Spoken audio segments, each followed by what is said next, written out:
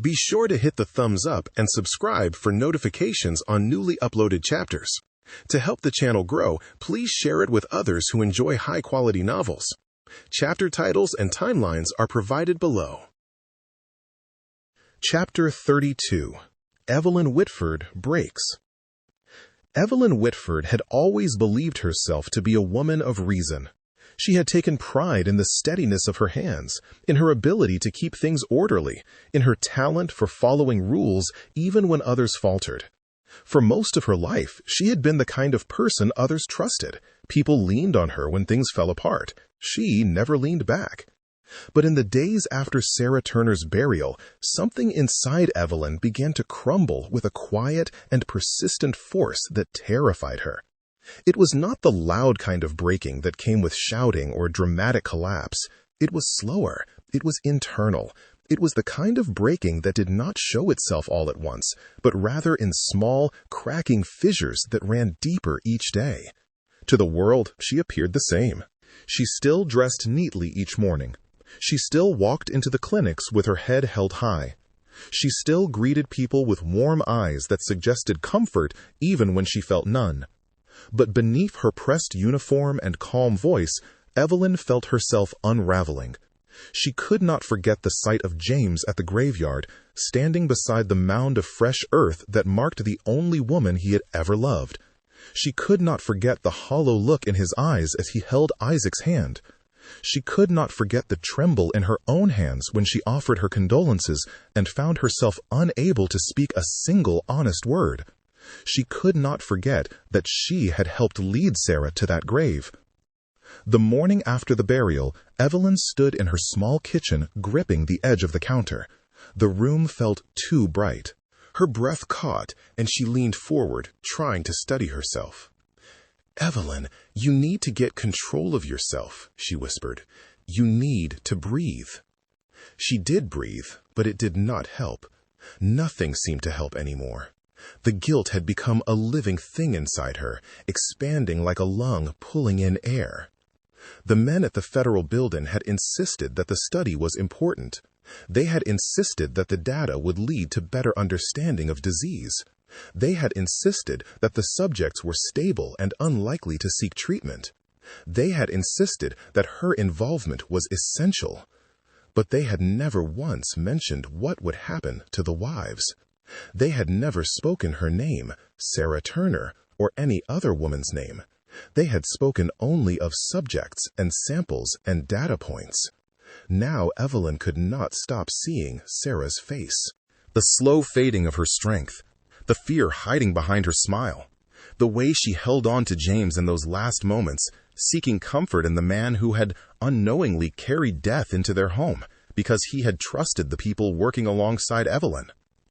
Evelyn pressed her hands to her face and prayed for the trembling to stop. Later that afternoon, she reported to the district clinic for her routine paperwork. The waiting room was quiet. A few mothers with young children sat on the benches. A man with a cough filled out a form. Evelyn greeted them with gentle nods, forcing her voice into a steady softness. Behind the closed door of the back office, she sat at her desk and stared down at the forms in front of her. They blurred. She blinked hard and adjusted her glasses. She tried to write. Her pen shook. She tried to focus. Her mind drifted relentlessly to James. She saw again the vacant look in his eyes when she had visited the house after the burial. She remembered the way he had said, "Would it change anything?" as though he already sensed that the doctors had not told the truth. She set the pen down and covered her face with both hands. A soft knock came at the office door. "Miss Whitford?" She straightened quickly, wiping her eyes with her fingertips. "Yes, come in." A young colleague, Nurse Lillian Carver, stepped inside carrying a folder. "You all right?" Lillian asked, her voice full of concern. "You look pale." "I am just tired," Evelyn said quickly. "Long week." Lillian hesitated. "We have all been thinking about Sarah Turner. It is a terrible thing. She was loved." The words pierced Evelyn's heart like a needle. "She was," Evelyn whispered. Lillian stepped closer and lowered her voice. "Some of the folks are wondering if the study has anything to do with her passing. They have not said it aloud, not directly, but you know how people are when tragedy comes. Evelyn's breath caught. "And what do you think?" she asked with a brittle calm. Lillian looked startled. She shifted uncomfortably. "I think people always try to blame something when life feels unfair." Evelyn nodded, though her stomach twisted. "Thank you, Lillian. I will finish the paperwork." When Lillian left, Evelyn sat alone in the quiet office, absorbing what had just been said. People were wondering. They were starting to question. The truth was near the surface, and it terrified her. Not because she feared losing her job, but because she knew the weight of the truth would destroy the people she cared about. By evening, she had finished her shift and returned home. She removed her uniform carefully, as though peeling away a layer of guilt with each button. She washed her hands, although they were already clean. She cooked a small meal she barely touched. She sat at her table with a cup of tea that went cold untouched. A soft tapping at her window startled her. It was only wind brushing against the pane. But she felt as if someone were standing outside watching her, not with malice, but with the unspoken expectation that she speak the truth. She went to bed early, but sleep did not come easily. When it finally did, it brought dreams that felt more like memories. She saw the first day she had walked into the study. She saw the smiling faces of the men at Shiloh Baptist who trusted her simply because she was someone they recognized. She saw the doctors praising her for her reliability. She saw the forms she had filed, the lies she had told through gentle smiles, the reassurances she had offered without understanding the cost. She woke in the middle of the night drenched in sweat. The sheets clung to her skin. Her breath came fast. She realized suddenly that she could not continue like this. She had to try to speak. She had to try to tell James something. Even if she could not tell the full truth, she could at least warn him. She could at least let him know he should not trust the government any longer. The morning came with soft light filtering through her bedroom curtains. Evelyn dressed slowly, her mind still unsettled but determined. She walked across town to the Turner home, each step heavy with fear and purpose. When she reached the house, she hesitated on the porch. She placed her hand on the railing to steady herself. The wood felt warm beneath her palm. She knocked lightly. James answered. His appearance startled her. He looked older, worn, almost hollow. His eyes were unfocused for a moment, as though searching for clarity. When he finally recognized her, he straightened. "Miss Whitford," he said. "James," she whispered. "I came to check on you and Isaac." He stepped aside and let her in. The house felt different now. Sarah's presence was gone, leaving behind an emptiness that made every room feel too large. Toys were scattered in a neat corner. A half-folded blanket lay on the sofa. A plate sat in the sink, unwashed. It was the home of a man trying to hold himself together for his child. Evelyn clasped her hands in front of her. "How is Isaac?" "He is quiet," James said. "He tries to be brave." "And you?" she asked.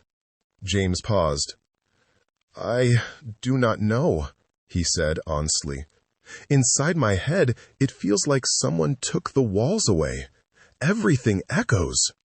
Evelyn pressed a hand to her chest, feeling her heart tighten. She had come here intending to speak, but now that she stood before him, the words lodged in her throat. She forced herself to continue. "James, I want to ask you something. Have you felt unwell lately?" He hesitated. A flicker of suspicion flashed across his face. "Why do you ask?" "You look tired," she said, "and Sarah's passing. It is natural for the body to react to grief." James looked away. "I am fine." She could not tell if he meant it or if he simply wanted to end the conversation. She took a step closer. "If anything changes, if anything feels wrong." His eyes hardened. "Miss Whitford," he said quietly, "would it make a difference?" She froze. "This study you all brought to us," he said. "I trusted you. Sarah trusted you. You said everything would be all right. You said it was for our benefit." His voice did not rise. It did not tremble with anger. It trembled with hurt. Evelyn felt her throat close. She wanted to fall to her knees and confess everything. She wanted to tell him about the meetings, the memos, the lies, the deception. She wanted to tell him that his wife had never been counted, that the government saw him as a subject and not a man, that she herself had been used as the face of trust to conceal betrayal. But she could not speak. Fear and shame pressed down on her like iron. Her lips parted, but no words came. James watched her silently. She turned away before he could see her cry. "I am sorry," she whispered. She fled the house, her steps uneven and hurried. She reached the edge of his property, pressed her hand against a tree trunk, and broke down in tears. She wept until her body shook, until her breath came in ragged gasps. She understood now. She would break entirely if she stayed silent. She would break entirely if she spoke. There was no safe path left, only a choice between courage and cowardice. And though she did not know it yet, this moment of collapse was the beginning of the decision that would one day bring her back to James, trembling and frail, carrying the truth in her hands like a confession meant for a priest. For now, she wept in the shade of the tree, believing herself alone. But the world was already shifting. The truth was moving toward the surface, and her breaking was only the first crack. Chapter 33. A Son Grown, a Father Unraveling. The morning carried a quiet that felt different from the ordinary stillness of Macon County. It floated through the house like a soft hush, as though something waited in the air, almost aware of the conversation that needed to happen. James sat at the kitchen table with his hands resting flat upon the worn wooden surface. He could feel every groove beneath his fingertips. The wood had changed over the years, just as he had, and he felt those changes in ways sight could no longer show him. A thin strip of sunlight lay across the floor, stopping just short of touching his boots. He sensed its warmth without needing to see it.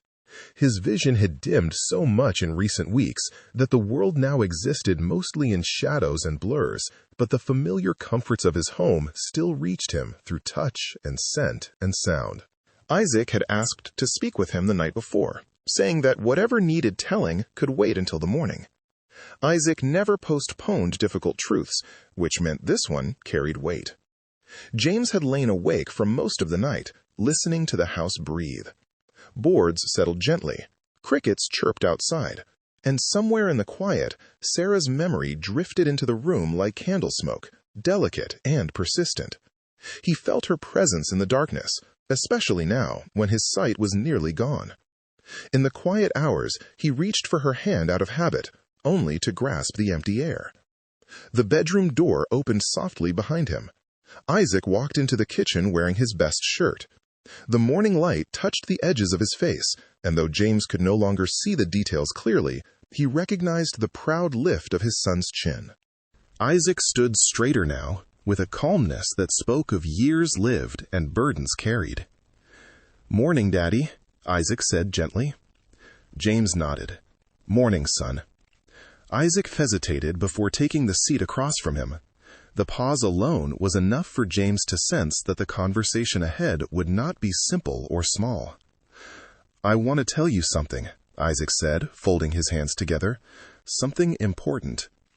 James's palms grew damp. "All right." Isaac took a breath as though steadying himself. "I met someone, a good woman. We have been speaking for some time now." James leaned forward slightly. His vision blurred Isaac's face into a soft silhouette, but his son's steady voice anchored him. "She teaches at the new school in town," Isaac continued. "Her name is Lillian. She is thoughtful and patient." "All right." "Real dedicated, too. She cares about the children and wants to make a difference in the community." James nodded. "That sounds nice." Isaac offered a small smile. "It is. And there is more. I asked her to marry me." James stilled, letting the words sink in. The room felt suddenly larger, the moment heavier. He had known, somewhere deep inside, that this day would come. Yet hearing it aloud made it real in a way he felt all the way down to his chest. "You asked her," James repeated quietly. "Yes," Isaac said, "and she said yes." James swallowed hard. A warmth spread through him, mixed with a familiar ache. Sarah should have been here to see this. She should have been at the table with them, her hands busy, her eyes shining. She should have celebrated this news with joy in her voice and pride on her face. "Daddy," Isaac asked softly, "how do you feel about it?" James took a long moment before answering. "I feel proud," he said truthfully. "Real proud. You deserve happiness, Isaac. You deserve a life that grows." Isaac exhaled in relief. "Thank you. But," James continued, his voice tightening, "I also feel something else." Isaac leaned forward. "Tell me." James lowered his head. The words rose slowly, pulled from the deep places inside him. "Your mother should be here," he whispered.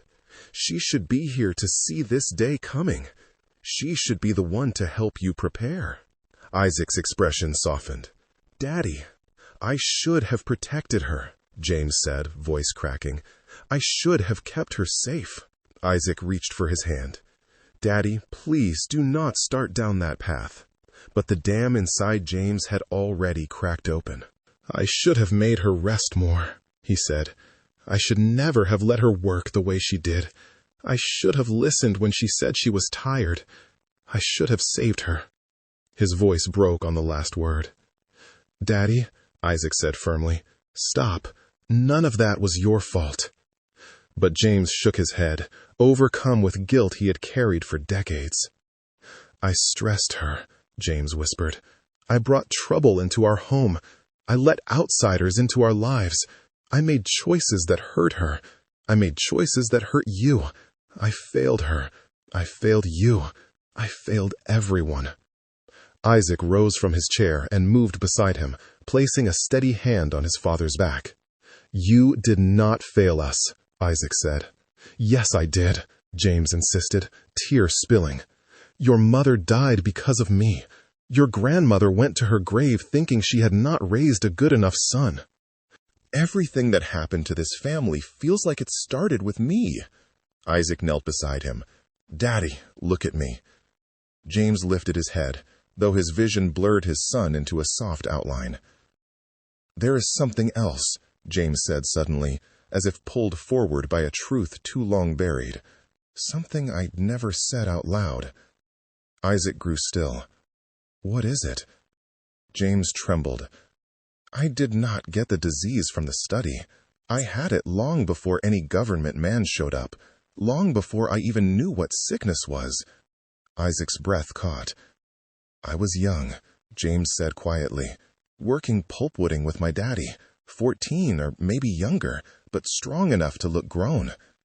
There were older women who took notice, women who were lonely, women who saw me as a man when I was still just a boy." A tear slid down his cheek. "I thought it made me grown," he said. "I thought it meant something. Nobody taught me anything about sickness. Nobody warned me about anything. I did not know the disease had a name.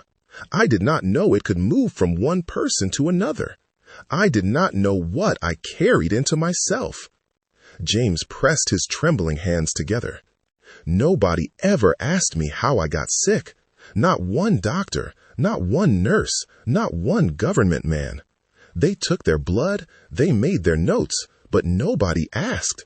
Nobody cared what happened to me before they found me." Isaac felt something tighten in his chest. "I did not understand any of it until years later," James continued, "when the study went on and I learned what syphilis meant. When your mother started hurting, that was when I put the pieces together.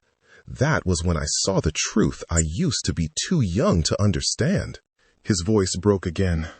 "When she suffered," James whispered, "I told myself it was because of what I had done before I knew her. I told myself God was punishing me for the sins of a foolish boy.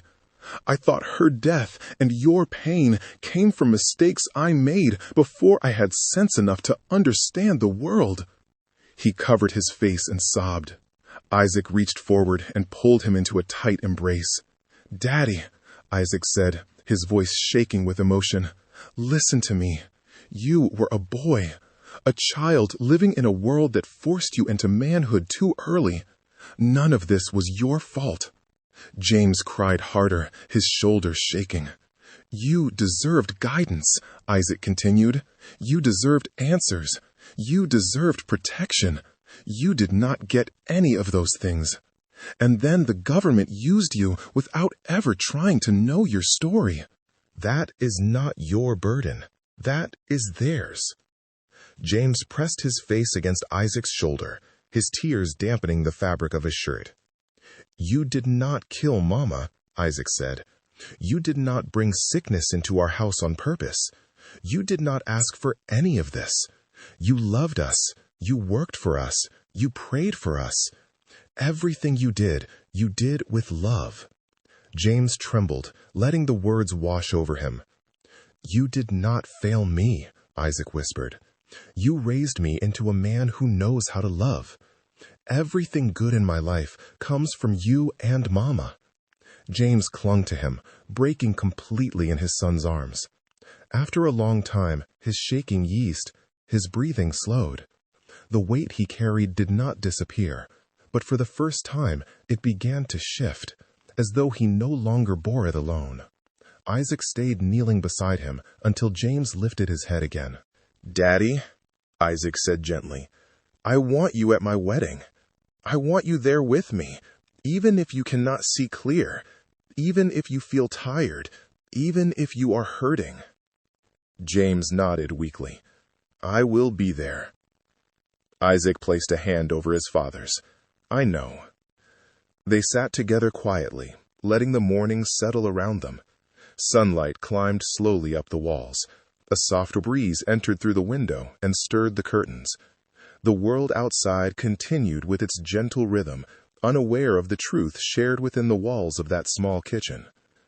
Isaac rose eventually and busied himself with the kettle, giving his father time to breathe. He poured them each a cup of tea and returned to the table. "You will make a good husband," James murmured, holding the warm cup between his fingers. Isaac smiled. "You taught me how." For a moment, the ache in James's heart softened. They remained together in companionable silence until Isaac stood to leave. James reached out and grasped his hand. "I am proud of you," he said. Isaac leaned down and kissed his father's forehead. "And I am proud of you, Daddy, more than you know." The door opened, letting in a breath of clean morning air, then closed gently behind Isaac. James sat alone in the quiet kitchen, the warmth of his son's hand lingering in his palm. A small part of him felt steadier than it had in years. The guilt was still there, but for the first time it no longer drowned him. Outside, the world continued. Birds sang. The breeze carried the scent of pine. The sun rose higher.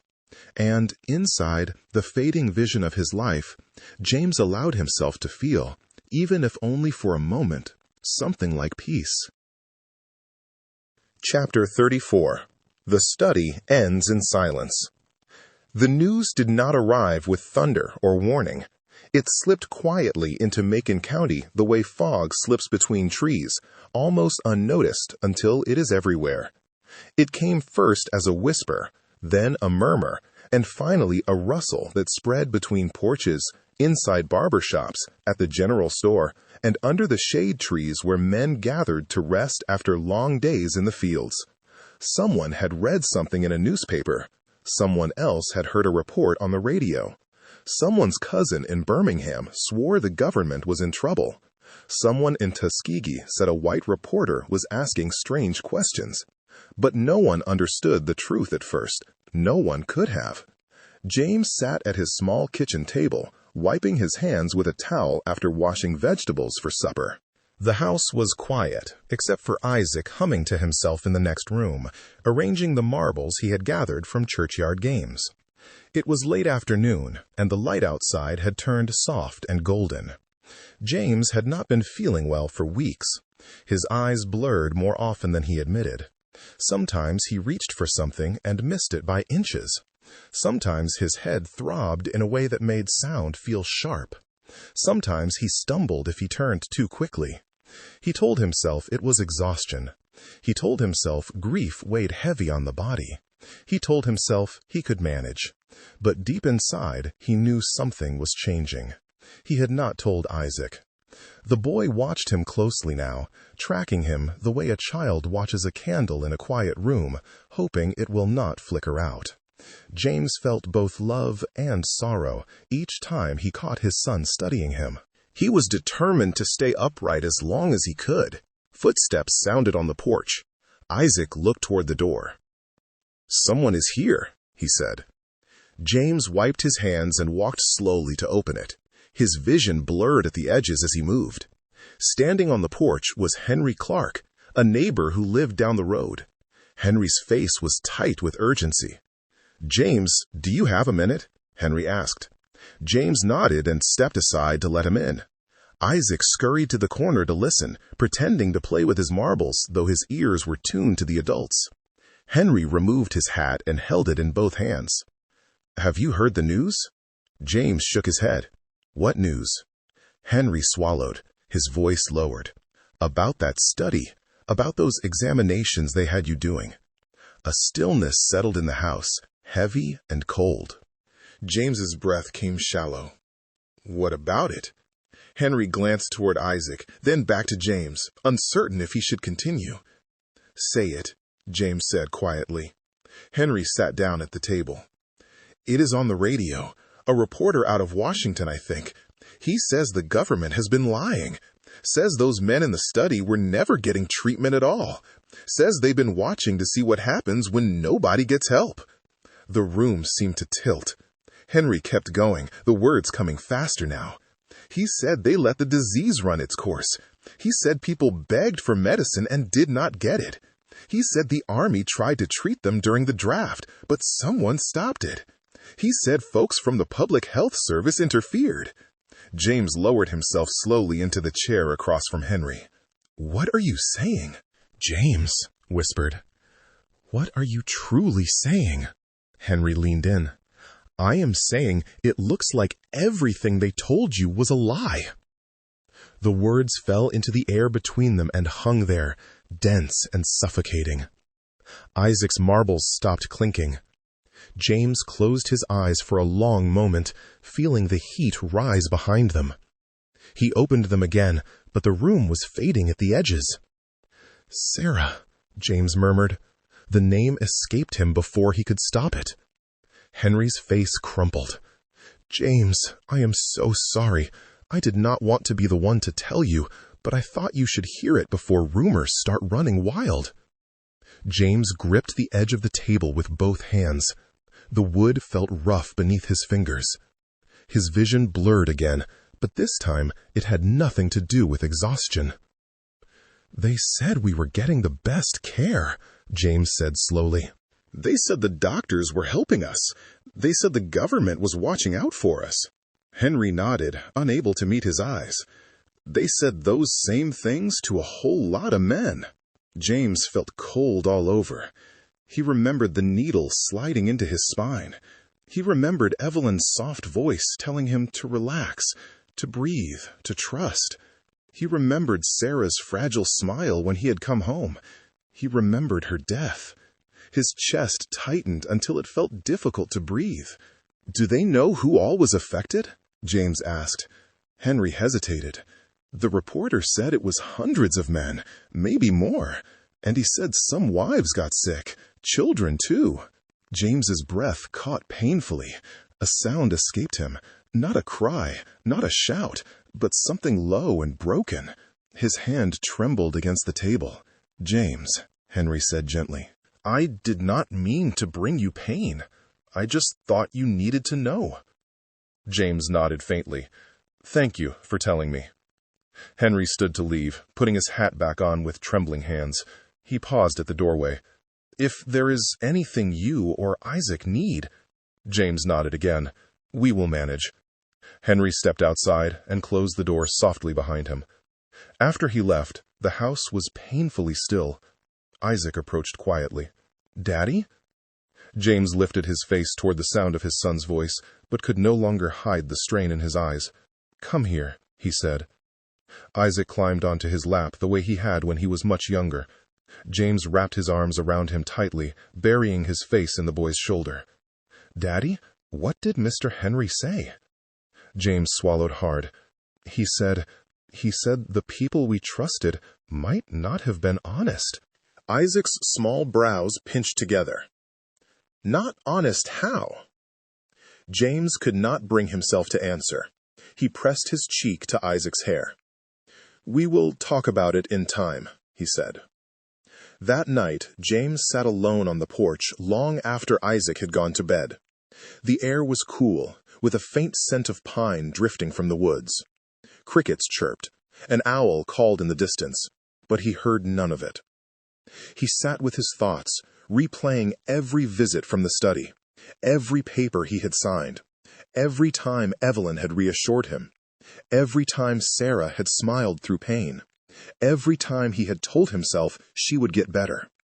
Every night he had believed he was doing right by his family. He had trusted them, trusted the doctors, trusted the government, trusted the woman who had looked him in the eye and told him everything was fine. His hands shook. He whispered into the night, "Sarah, forgive me." 2 days later, more details spread across the county. People gathered in hushed circles at Shiloh Baptist, discussing the news with shock and anger. Some men traveled to the town square to buy newspapers. Others stood by radios, listening intently to broadcasts that confirmed their worst suspicions. Women began asking sharp questions. Mothers whispered about miscarriages. Elderly men recalled pains and symptoms they had never understood. Fear settled like a storm cloud over the community. The federal government issued a brief statement saying an internal review was underway, but the truth had already taken root. James found himself unable to escape it. Each day he woke feeling heavier. His eyesight dimmed further. Sometimes he reached for a glass of water and missed it entirely. Sometimes he tripped on things that were not there.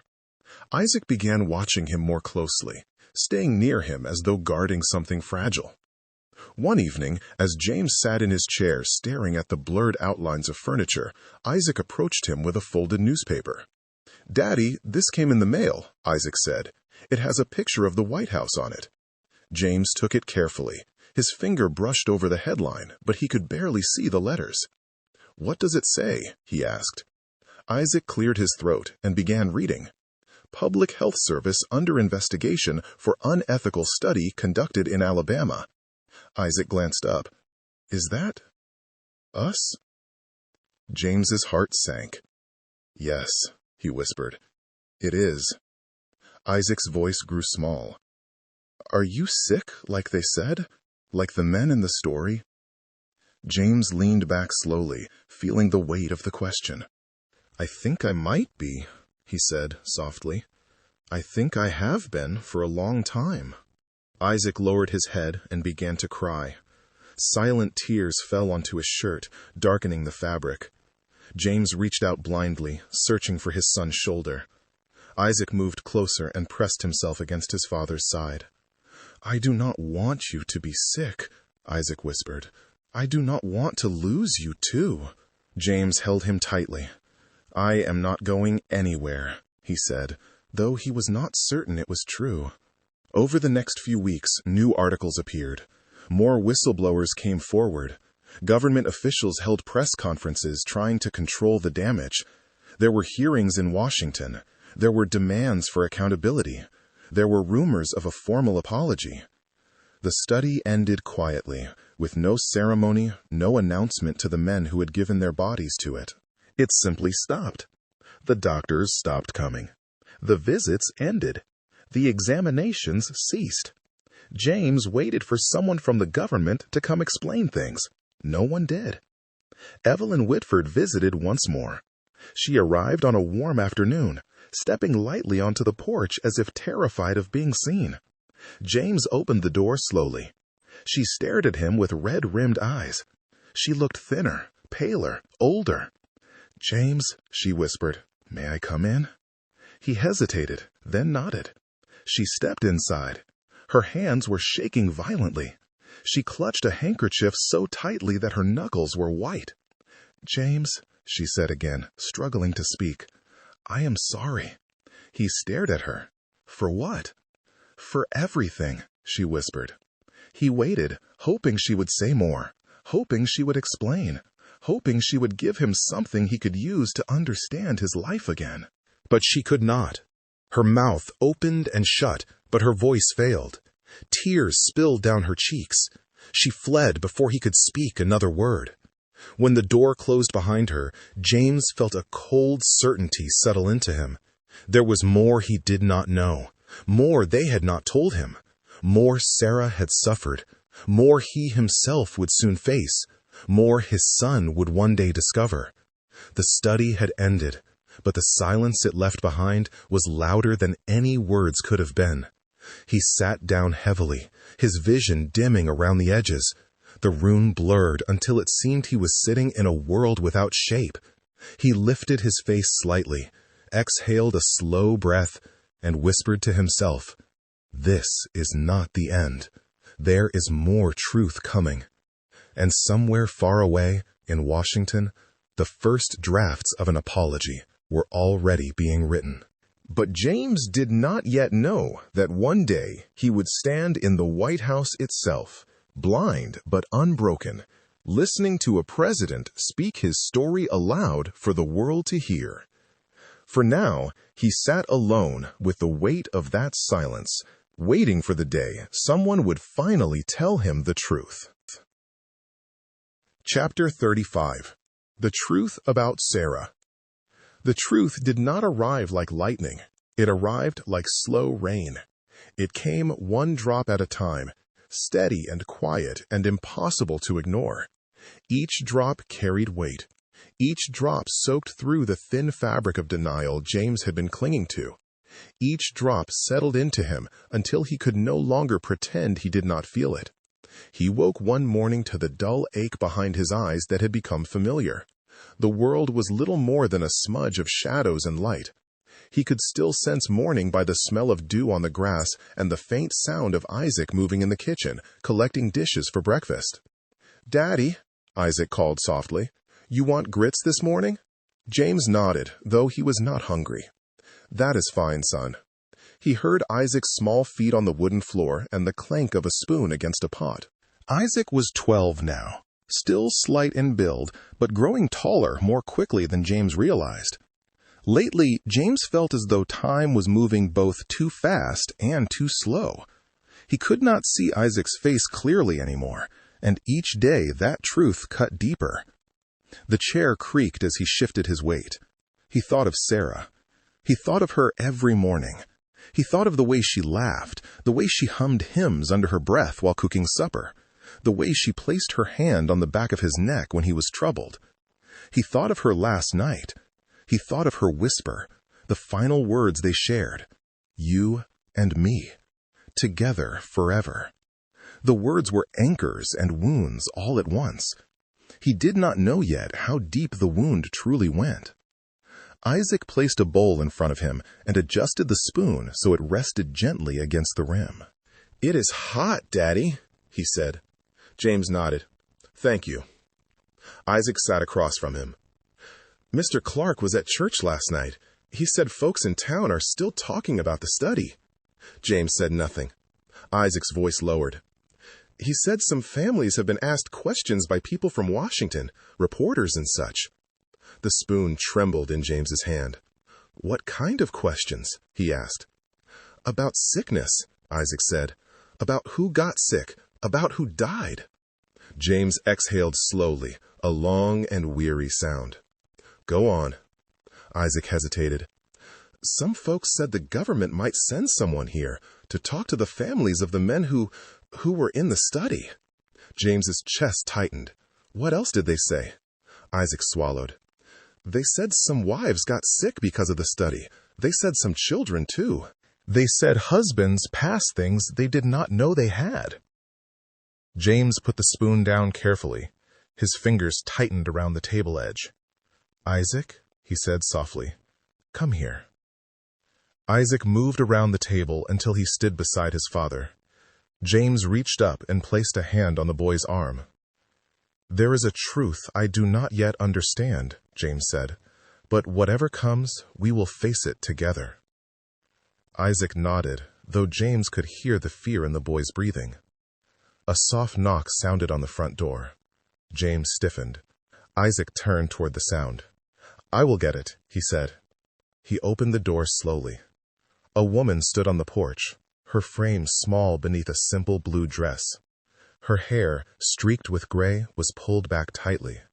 Her eyes were red, as if she had been crying for hours or days. It was Evelyn Whitford. Isaac stepped backward. James heard the hesitation in the boy's breath. Evelyn stood silently, gripping a thin envelope in her hands. When she finally spoke, her voice was raw. "May I see him?" she asked. Isaac turned toward his father. "It is Miss Whitford," he whispered. James's heart hammered inside his chest. He sat still for a moment, then nodded. "Let her in."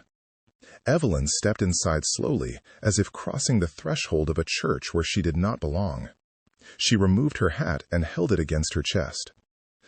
"Hello, James," she said quietly.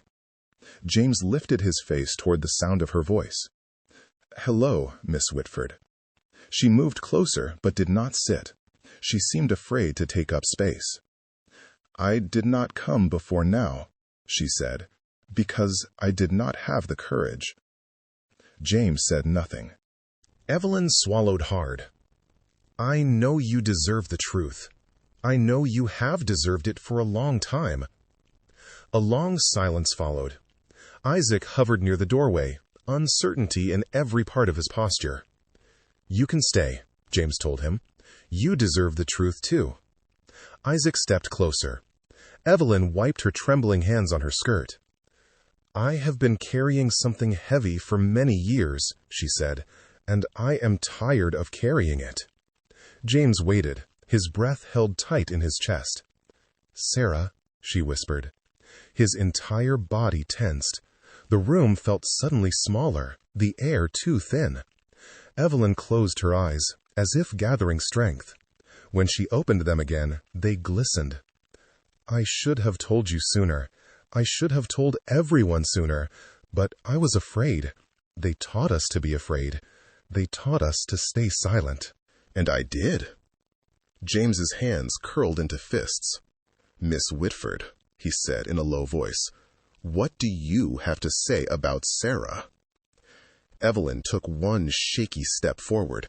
"She was sick, James, long before the day she collapsed. I saw it." The world seemed to stop moving. James felt the floor tilt beneath him. "What did you see?" he asked quietly. "Her eyes," Evelyn whispered, "her skin, the tremor in her hands, the way she tired too easily, the way she winced at sounds. I saw all of it. I knew what it meant." James's throat closed. What did it mean? Evelyn pressed the handkerchief to her mouth. It meant she had syphilis, the late stage. It meant the damage had gone too far. Isaac gasped softly. James could hear the boy's hand slip against the back of a chair as he reached for balance. James tried to breathe, but the air failed him. "You knew," he said. "You knew she was sick, and you said nothing." Evelyn began to cry. "I tried to speak up. I tried to warn them. I asked if we should treat the wives. They told me no. They told me it was not part of the study. They told me to stay in my place." "They told you," James repeated slowly. "But what did you tell her? What did you tell Sarah?" Evelyn covered her face. "I lied," she whispered. "I told her it was probably exhaustion. I told her women get tired. I told her grief takes a toll. I told her anything that would buy time." James felt a sudden heat rising in him. "Buy time for what?" he asked. "For the study," she whispered. "For the data, for the results they wanted." The words hit James like a blow to the chest. He reached for the table to steady himself. "You watched her die," he said, voice shaking. "You stood in my house. You looked her in the eye. You saw her slipping away. And you said nothing," Evelyn sobbed. "I am so sorry. I was young. I was afraid. I did not understand the full consequences until it was too late." James's voice dropped to a whisper. "She was my wife. I know," Evelyn said, "and I loved her too in my own way. She trusted me. That is what haunts me. She trusted me, and I failed her." James felt something inside him break open. Grief rose like a tide inside his chest. "How did she get it?" he asked. Evelyn hesitated. "She got it the same way most wives in the study did. From her husband. From you." James's breath tore in his throat. Isaac stepped closer. "Daddy," he whispered, voice trembling. James lifted his hand slowly and placed it on Isaac's arm. He did not look at him. He could not. He turned his face toward Evelyn. "You are saying I gave it to her?" he said, "without knowing it?" "Yes," Evelyn whispered. "You did not know. You could not have known." "And she died because of me?" he said. "No," Evelyn said quickly. "She died because they hid the truth from all of you. You were all kept in the dark. You were lied to by men who believed they had the right to decide your lives." James felt the world tilt again. The last night with Sarah flickered through his mind. Her weak smile, her trembling hands, her whispered promise. Together forever. Evelyn took a slow breath.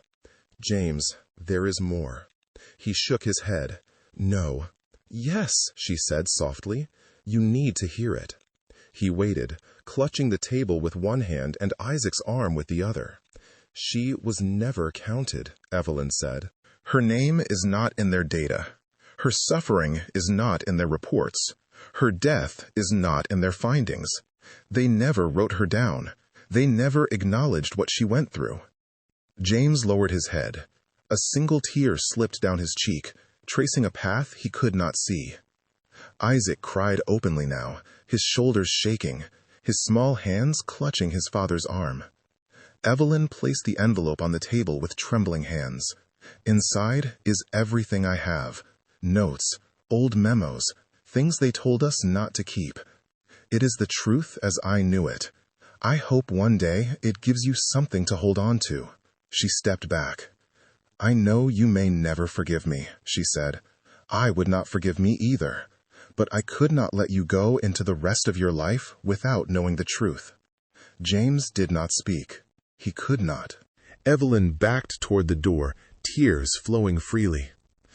"Goodbye, James," she whispered. "Goodbye, Isaac." She walked into the sunlight and did not look back. The room fell silent.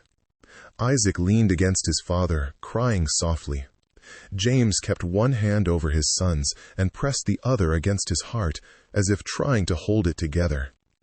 The envelope sat on the table between them, heavy with truth. James reached for it slowly. His fingers brushed the paper. He imagined Sarah's hands for a brief moment, delicate and warm, guiding his own. His breath quivered. "You and me," he whispered. Isaac looked up.